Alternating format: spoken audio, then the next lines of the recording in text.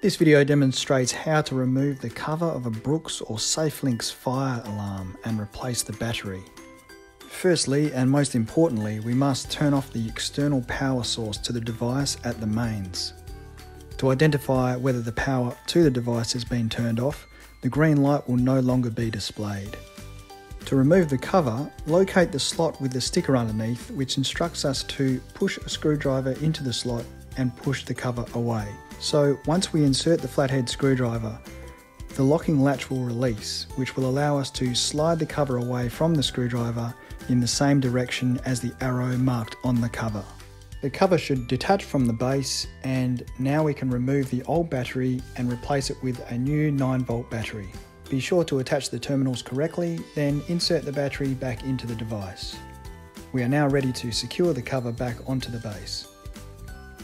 Match the screwdriver slots back up and then place the cover about 1 centimetre back so the cover can be slid back the same way it originated from.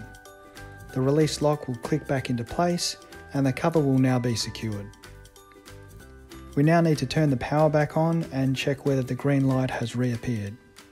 Lastly, we must press the test button to check whether it is working. Even though these fire alarms are powered by an external power source, the battery ensures they are working if there is a power outage. So it's always important to change your battery each year and test whether it works without the power being on.